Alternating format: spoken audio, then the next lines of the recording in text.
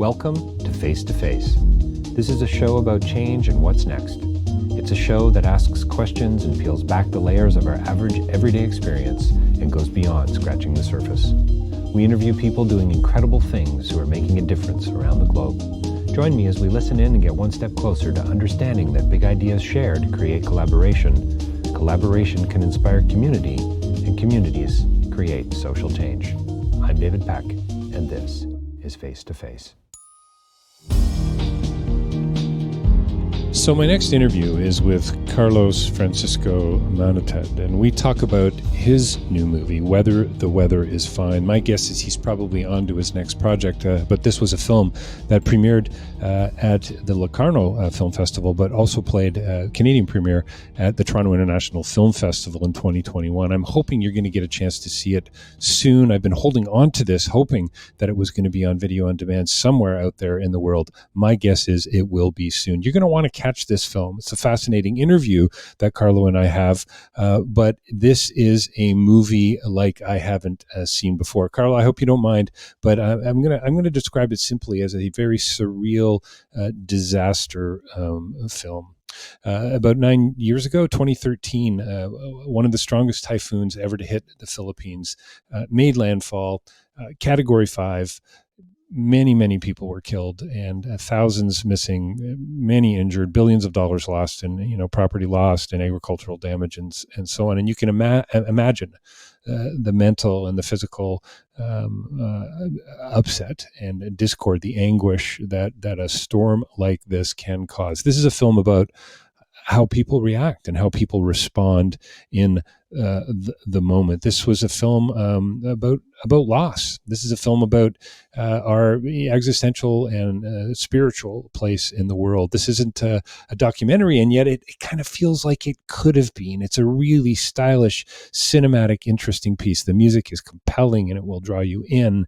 There are moments of humor that in some respects seem out of place, but are so rooted in the everyday, the average and the everyday. This is about a film about religion and about how it can make you and or break you. This is a real meditation on tragedy and loss. And I really, I know you're going to enjoy the interview with Carlo and I, but I really trust you're going to step into the film when you get a chance. So stay tuned for my conversation coming up in just less than a minute. And don't forget davidpecklive.com for more information about my writing and my speaking, and also all of my podcasts are there, facetofacelive.ca under the same umbrella.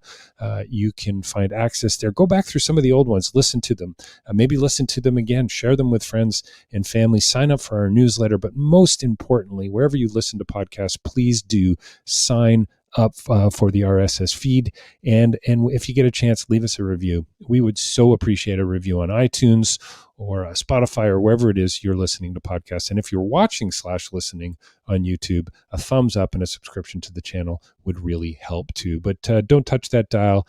Stay tuned. Coming up, a wonderful conversation with Carlos Francisco Manatad talking about his new movie, Whether the Weather is Fine.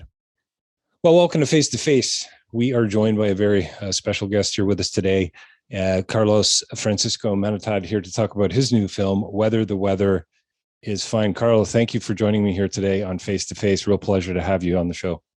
No, thank you, David, for asking me to join you on the show. Really, very nice, very nice. I mean, lots of things to talk about, but really excited.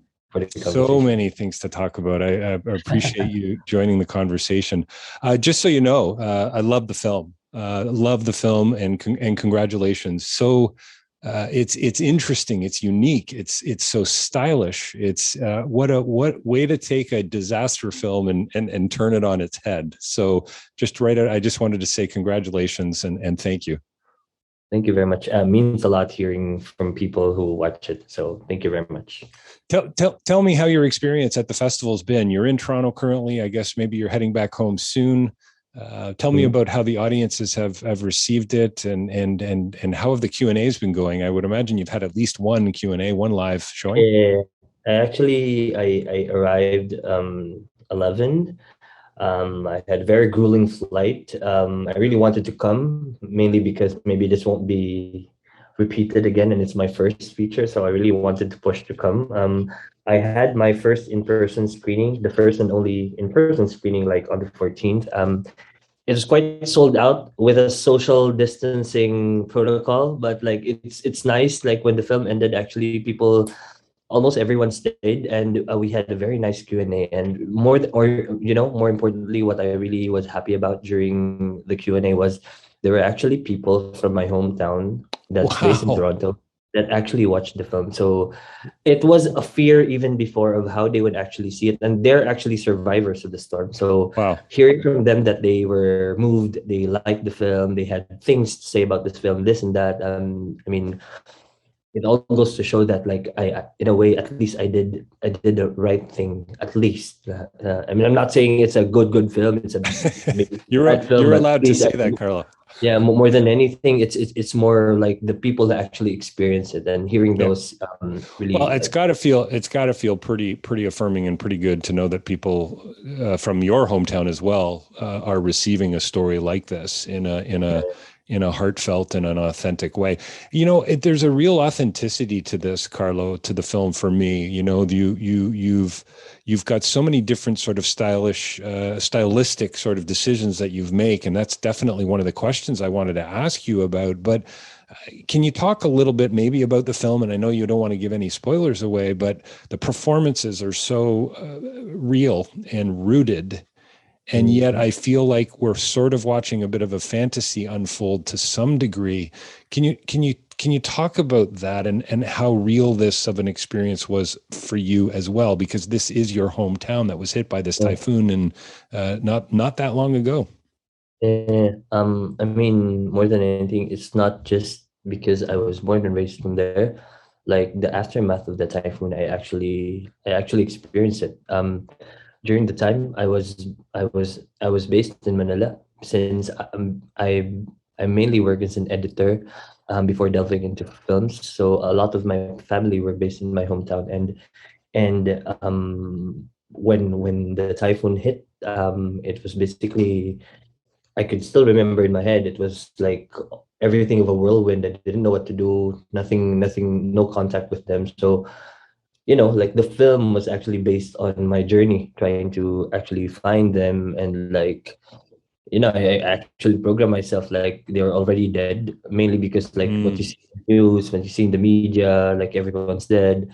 But thankfully they were alive. So a lot of these experiences and a lot of people's experiences who were actually survivors of the storm are like the composition of what the film is right now. Yeah. I think I read somewhere recently, Carlo, that the film is coming from a place of personal loss. Mm-hmm. Mm-hmm. Is there a degree to which the story is truly autobiographical from your perspective? I guess I what mean, right, most films are, I would imagine most stories are, but I'd love to hear more about that. yeah, I mean, not autobiographical in essence, but like a lot of elements and maybe characterizations came from very close people that I was with, and even up until now, like Norma. The name Norma is basically the real name of my mom. Other things were like personal experience, and even me. I'm actually part of these characterizations and the characters, just like, and like spread out in a little bit, not like putting in too much. But yeah, a lot of it was really, really based on real things. That's why people would seem to think that mainly the film has this absurdist element into it. But like a lot of it, a lot of the absurd stuff that you've seen in the film actually happened. And mainly because like maybe people who've seen the film, or people who watch the film, don't see absurd things in films that talks about tragedy. So it feels a bit different, but in a way I feel much connected, and I feel, more importantly, it's very sincere because it really happened. I mean, I don't have to like explain that it actually happened, but more than anything, the things that you see, like maybe like 70% of those are based on things that I actually witnessed. Is there a reason why you chose not to tell this story through a documentary and that you wanted to do a narrative piece. Was that a Yeah, conscious choice? that's a good question actually, because like when the storm happened, I was on the verge of like trying to think of something that actually a way I was already developing my first feature film, but it wasn't with the storm. I had a screenplay in mind 7 years ago. I felt, and me and my co-writer felt it was complete, but at the same time, it was not complete. So, like we were like debating what was missing, but we couldn't really pinpoint which one. And then the storm happened, and then I realized, you know what, the thing that actually, in a way, that lacks in the screenplay that we were developing was me. And I think that's very important, like in films, like regardless of things that you present, or like even it doesn't really amount to like you being in the film. More importantly, it's how personal it is. Like it could have been an emotion, it could have been an event, or I don't know, maybe it could have been a thing that's really present in the film. But I felt the missing link was me in the film. So what not better way to say, to like share my story and to share my experience and to share what I witnessed and these emotions than to make the film. That's also a good thing that you mentioned, because there was a time that I was actually thinking, aside from doing the feature with the storm, was to actually make a documentary about it. But then I don't know. I was too engrossed in developing the feature that I really did not push through with the documentary. But it was in mind actually. Yeah, for something that really happened, like this amount of tragedy, it could have been a nice look in a more realistic essence of the world that has been destructed. But yeah, I chose to go the path of the narrative. Yeah, well, I mean, listen, documentary film, or it seems to me there's a small group of people. It's growing, of course, all the time. The audiences for documentaries are Yeah. growing. I think a better way to get to people is my 2 cents is through story, through fiction, through narrative, through Mm, Carlo, through parable. Um, is yeah. is this a parable? Is this a parable? Is this an existentialist, spiritual? Can I use the word fable? Even, I mean, here we are talking It's about. actually, yeah. That's a good thing to point out. It's actually, I felt like the whole film is a fable.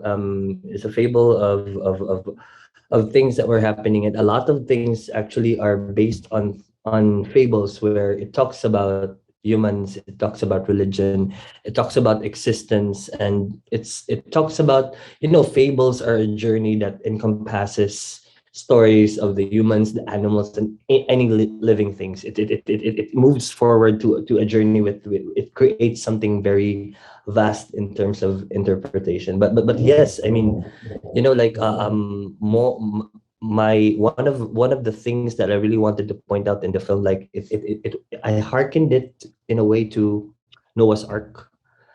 Sure. Like Yeah. Yeah. yeah, in a way, the exodus of everyone really trying to leave because a storm, like a tragedy, would actually suffice to say happen. So as you see all these characters, not even just the three main characters, journeying throughout on how or where to survive. I had this feeling that I wanted a play on Noah's Ark, and not just with the people or the humans, but also very apparent in the film are you see splashes of like animals all over the place. Yeah. Yeah, yeah, no, it's good. Listen, Carlo, there's so many places I want to go with this, but I do want to talk a little bit about that Catholic or religious or spiritual narrative, that almost, that faith-based narrative in the story. And we don't have to give away too much, I don't think, but it's recurring for sure, and it's a consistent thread throughout. Is this something that that you were, as a filmmaker, kind of pushing back against, and yet honoring in a respectful way? Does that question make sense even?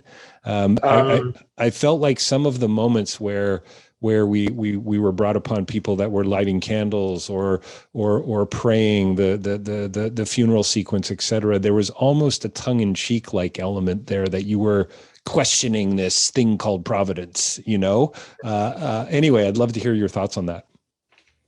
You know what, like it's not even like a statement towards like religion or some sort. It's like it's more of like, even up until now, every time I watch the film, there will always be questions of how religion plays in such situations like this. Just in a way, a background there. Philippines is very, how to say, a very dominant country in terms of like the Catholicism. Sure. So me, I was born and raised Catholic. I do believe in a higher being. I'm not practicing, not because I don't believe, but it's just that of circumstances. But the film actually questions how religions plays a big part in people's lives, especially when they experience these kinds of things. Like, This kind of tragedy, this kind of yeah, loss. yeah, like for me, religion, it's something that really keeps you, but to a certain degree, it also breaks you. It's like how religion is pushed to this extreme limits, when in a way belief and, how to say, like order do not exist. And like to show how a place like this entrenched with religion, but people are not so moralistic in essence. So there's always a question how religion really plays it, because like it's always like, our religion, you have to be this, there are certain, I would not like to say, but like protocols, like how religion plays a big part, but it always questions how the power of religion could actually affect you, or does it even affect you? Or does religion play something that makes you feel, how to say, in constant feeling of safety, but does it even make you feel safe? Like Does religion it is, actually do the opposite yeah, potentially? it's like Yeah. it makes you feel something that when people don't have anything to cling on to, it's always religion. But does it give back in times like these, like these questions of like praying, and does it answer back? Like, like there's a scene in the film Oh, where they like were like praying, and then they were like fighting over candles, or like praying really hard. Who's more louder in prayer? Maybe they could be heard by the Lord more. You get what I'm saying? But was that the 3 o'clock prayer? Is that the sequence? no, no, it was in the scene where outside, They're on the when beach. They're on the beach. yeah, by Yeah. the beach. Yeah. Yeah, yeah. Carlo, the scene, the 3 o'clock prayer scene, I saw that, my background, philosophical background, the problem of evil, right? This is, I mean, for me, that moment in your film could easily be taken and used as an essay on, or a thought experiment to get you into a conversation about the problem of evil. Because here you've got this tragedy that's just occurred, the loss and the destruction in the background, and all these people on the beach, or sorry, all these people, praying. What was the line? Have mercy on us and the whole world.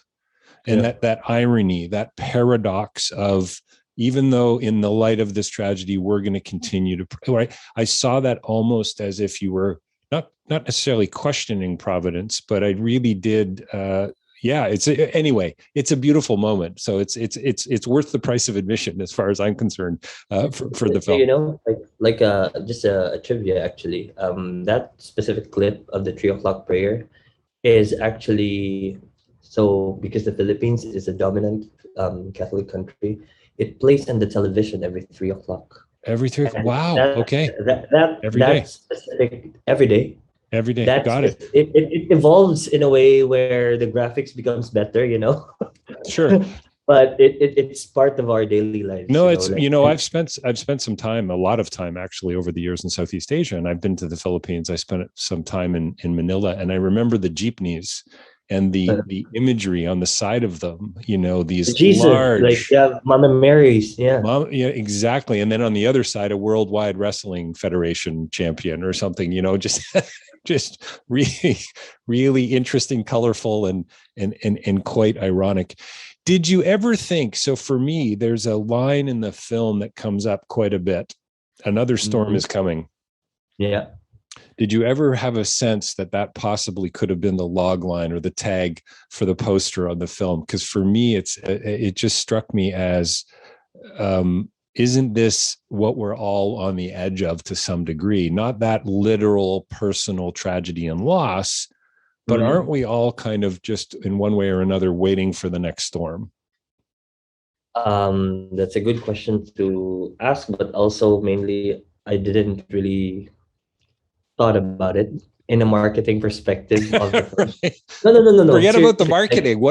What about the existential perspective? well, that is true. That is true. Like I haven't really thought about it, but now that you're saying it, it could have been a much more stronger approach in terms of like how you present this contemplative part of like thinking about if there's another storm, and a storm could not be a real storm. It could be a different storm from whoever is experiencing a storm. You know.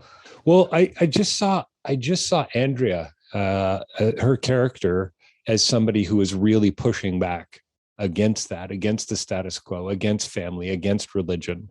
You know, and by the way, beautiful performances out of everyone in the film. Thank you very I just remarkable. So yeah, she's terrific. Did you have to direct them a lot, or did they just kind of step into their characters in a pretty? This is very interesting to share because like more than aside of course from the directing in terms of like what would happen in a certain scene, more important to note is that the dialogue that they were using is not a dialogue that is always being used in Philippine cinema in general. It's a specific dialect in my region, so in a way, it was really hard to like cast somebody who just does not need to like learn the character, but also learn a different dialect. Also, a trivia: Daniel Miguel, the character of Miguel, he's actually from my hometown. So there's this strange connection with how he is as an actor, but also with what had happened in of the event of the typhoon. So I'm really proud to say that these characters, they did not just portray in the film quite well, but they have a very full understanding of the intention of the film. Yeah, I'm really happy of how it turned out. So most especially, of course, I mean, like Charles Santos is a legend. Danielle is the actor, but like with Rance, this is her first major film. Like she doesn't have this much experience. She's not even Waray. She doesn't speak the dialect, but more importantly, she did a perfect job with all these change in moods and like emotions, and like she has this like apparent goal of really like moving forward. Like I'm giving up whoever. I just need to move forward with my life. Very, So very strong character. yeah. Knew what she wanted. Yeah, Very it's sort like of like how she sees the place yes. could be entranced in such like moralistic and like systems of beliefs and superstition that to the point she doesn't really care. It's like I She move forward well, with my life. there's almost, sorry for going philosophical on you, Carlo, but there's Yeah, almost a postmodern edge to her in a way. That's kind of, exactly. I've heard, you use the word absurd for this film, but I guess surreal is another word that maybe some might bring up with some of the Bring scenes and up. Yeah. sequences. But she strikes me as that character who's just pushing back on so many levels. I love there's so many moments that I love, by the way, but the one moment when Miguel pulls out the umbrella and she says, "Oh yeah, great. So useful in a storm." Yeah, it's just This is great to tell, like that when I was writing that, it was just, I mean, if you ask me, I will not have a very nice philosophical answer with it, because like when I wrote it, it was more of like a joke for me, sure, like sure, an umbrella, something like sure. this. But like a good thing to say was like during my screening in Toronto, there were actually audiences that came from my hometown who actually experienced the storm, and they went up to me and they said, that certain scene, the umbrella scene, where he brought the umbrella and blah blah blah, blah, it actually happened to me. And she said like, I actually brought umbrella and like a blanket, and then the husband was like, what the fuck, why are you bringing that, where it's not gonna save us?